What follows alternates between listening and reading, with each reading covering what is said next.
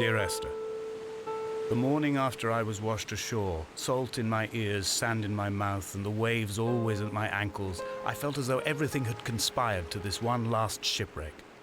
I remembered nothing but water, stones in my belly and my shoes, threatening to drag me under to where only the most listless of creatures swim.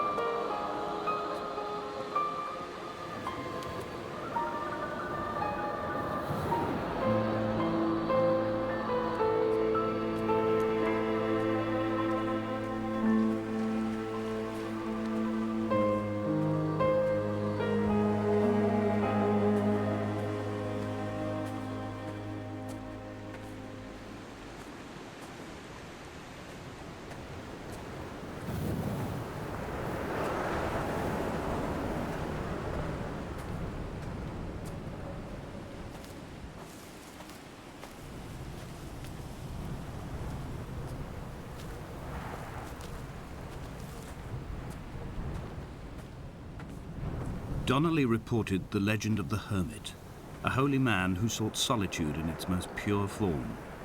Allegedly, he rode here from the mainland in a boat without a bottom, so all the creatures of the sea could rise at night to converse with him. How disappointed he must have been with their chatter. Perhaps now, when all that haunts the ocean is the rubbish dumped from the tankers, he'd find more peace.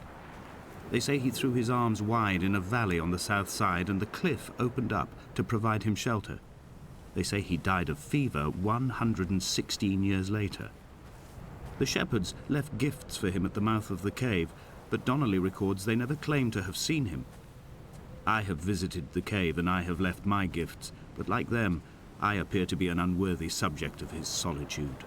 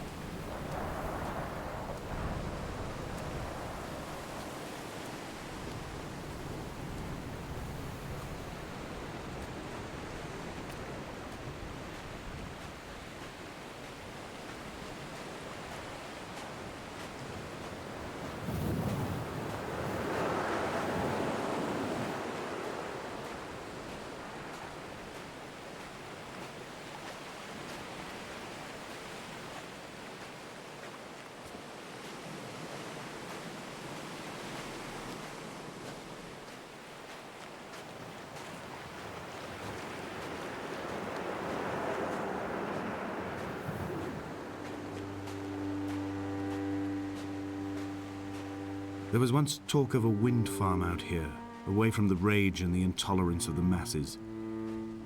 The sea, they said, is too rough for the turbines to stand. They clearly never came here to experience the becalming for themselves. Personally, I would have supported it. Turbines would be a fitting contemporary refuge for a hermit. The revolution and the permanence.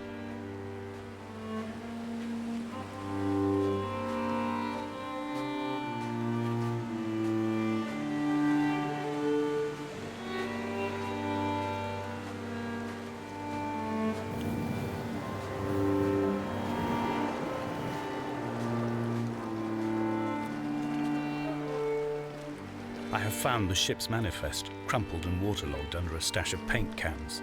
It tells me that along with this present cargo, there was a large quantity of antacid yogurt bound for the European market. It must have washed out to sea. God knows there are no longer gulls or goats here to eat it.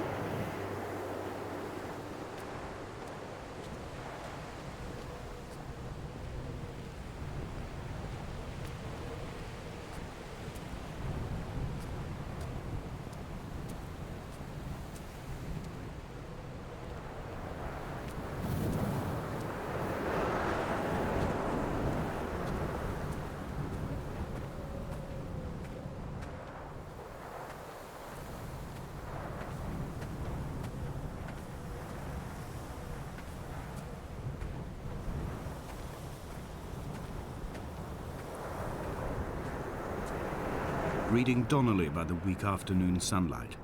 He landed on the south side of the island, followed the path to the bay and climbed the mount. He did not find the caves, and he did not chart the north side. I think this is why his understanding of the island is flawed, incomplete. He stood on the mount and only wondered momentarily how to descend. But then, he didn't have my reasons.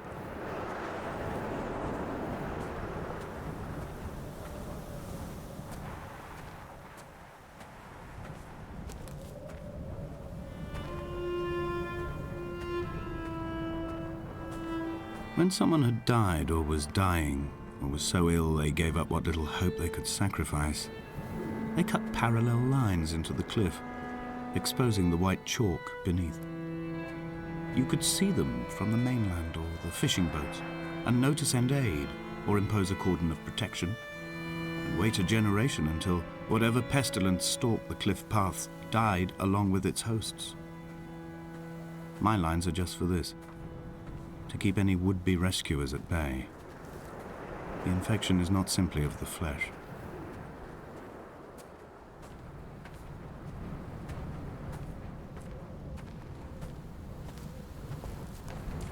I quote directly: a motley lot with little to recommend them. I have now spent 3 days in their company. That is, I fear, enough for any man not born amongst them. Despite their tedious inclination to quote scripture, they seem to me the most God-forsaken of all the inhabitants of the Outer Isles. Indeed, in this case, the very gravity of that term, forsaken by God, seems to find its very apex. It appears to me that Donnelly, too, found those who wander this shoreline to be adrift from any chance of redemption. Did he include himself in that, I wonder?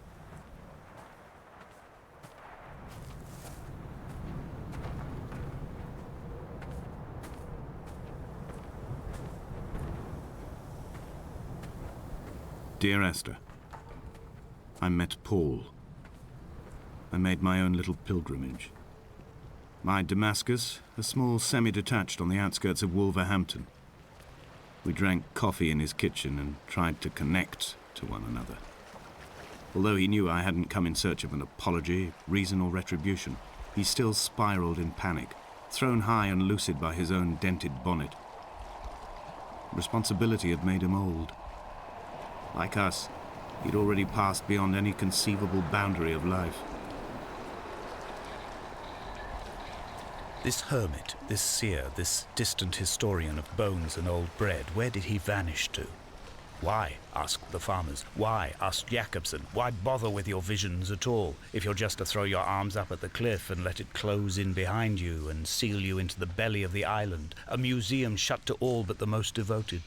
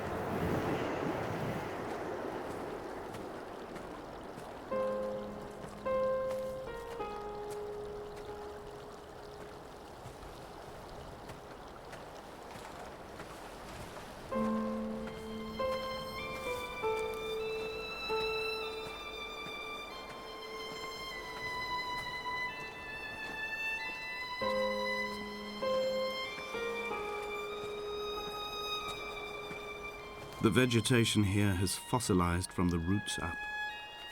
To think they once grazed animals here, the remnants of occupation being evidence to that. It is all sick to death. The water is too polluted for the fish, the sky is too thin for the birds, and the soil is cut with the bones of hermits and shepherds. I've heard it said that human ashes make great fertilizer, that we could sow a forest from all that is left of your hips and ribcage, with enough left over to thicken the air and repopulate the bay.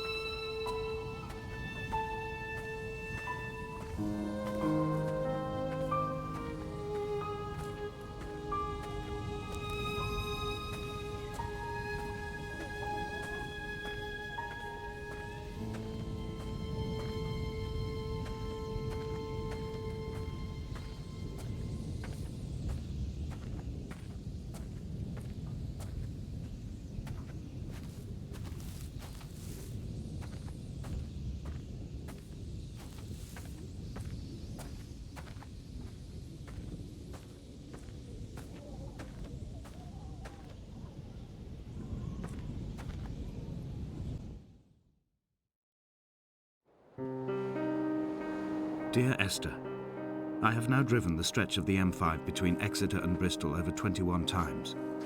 But although I have all the reports and all the witnesses and have cross-referenced them within a millimetre using my Ordnance Survey maps, I simply cannot find the location. You'd think there would be marks to serve as some evidence. It's somewhere between the turn-off for Sanford and the welcome brake services. But although I can always see it in my rear-view mirror, I have as yet been unable to pull ashore.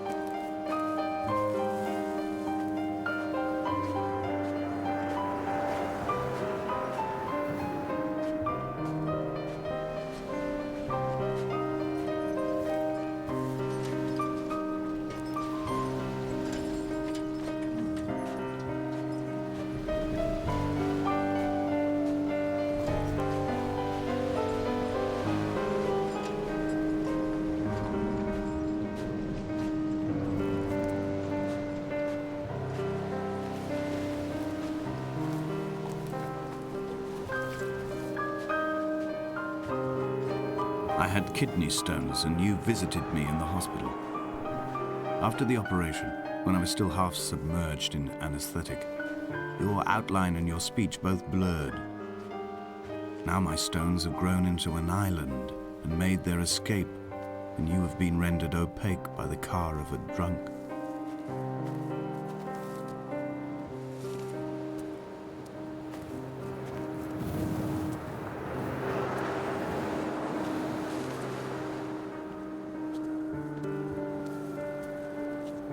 Was this what Paul saw through his windscreen? Not Lot's wife looking over her shoulder, but a scar in the hillside, falling away to black forever.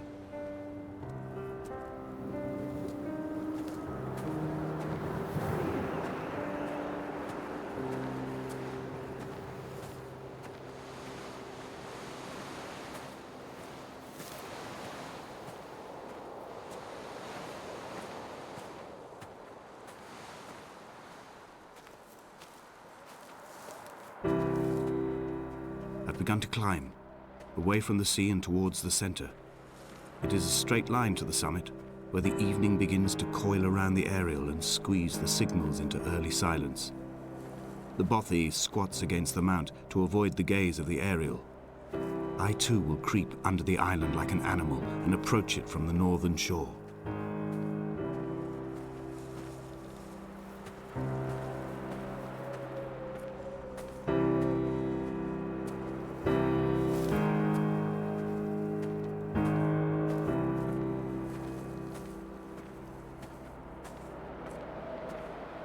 The bothy was constructed originally in the early 1700s. By then, shepherding had formalized into a career.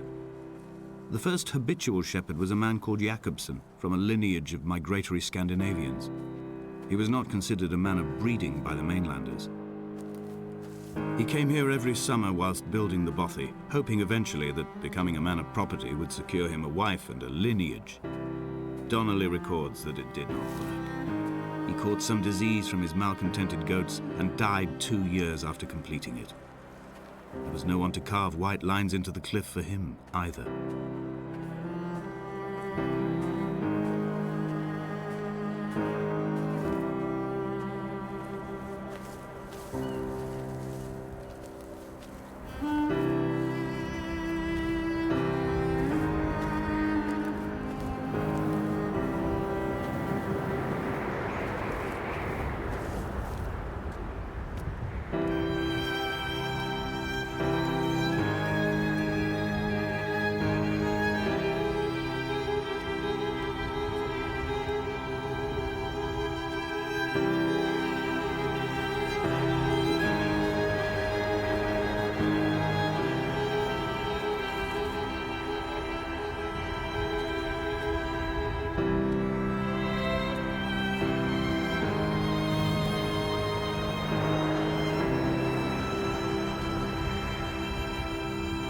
Jakobsen's ribcage, they told Donnelly, was deformed, the result of some birth defect or perhaps a traumatic injury as a child. Brittle and overblown it was, and desperately light. Perhaps it was this that finally did for him, unable to contain the shattering of his heart. In half-light, his skeleton a discarded prop, a false and calcified seabird.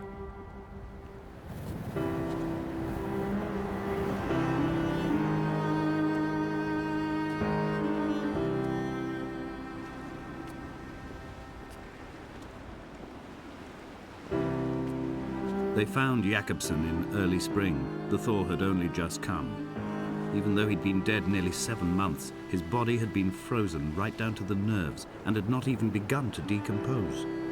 His fingernails were raw and bitten to the quick. They found the phosphorescent moss that grows in the caves deep under the nails. Whatever he'd been doing under the island when his strength began to fail is lost. He'd struggled halfway up the cliff again, perhaps in a delirium, perhaps trying to reach the Bothy's fire before curling into a stone and expiring.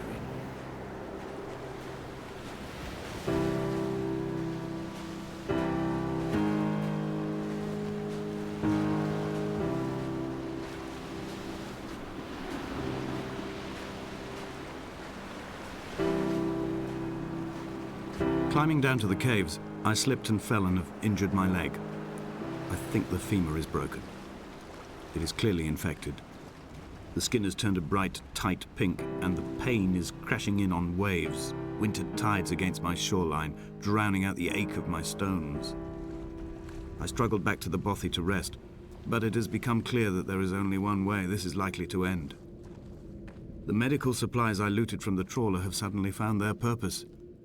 They will keep me lucid for my final ascent.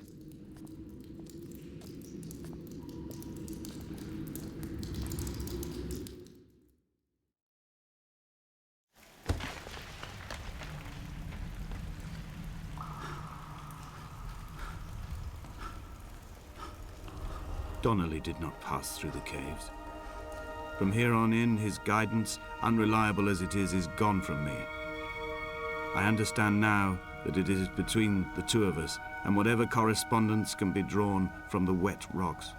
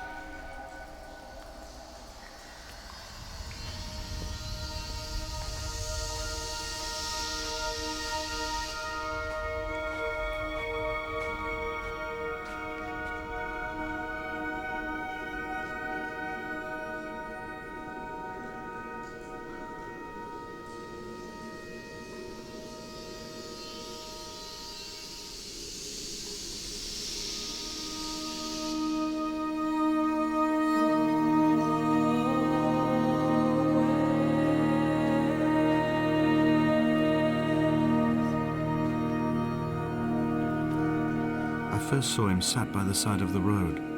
I was waiting for you to be cut out of the wreckage. The car looked like it had been dropped from a great height. The guts of the engine spilled over the tarmac, like water underground.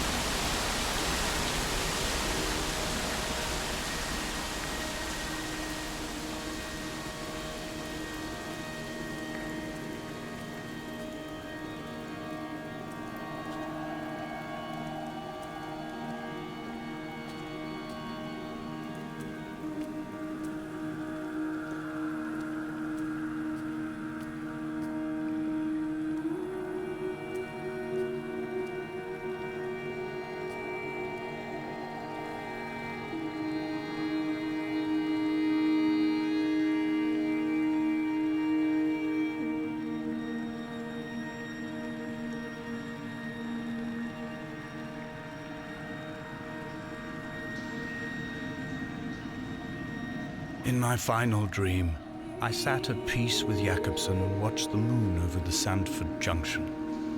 Goats grazed on the hard shoulder, a world gone to weed and redemption. He showed me his fever scars, and I mine, between each shoulder the nascency of flight.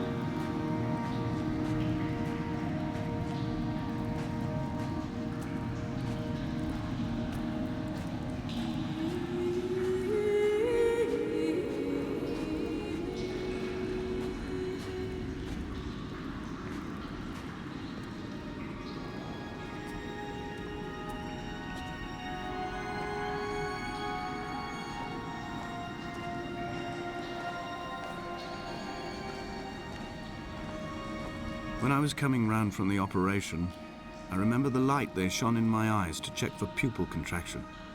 It was like staring up at a moonlit sky from the bottom of a well. People moved at the summit, but I could not tell if you were one of them.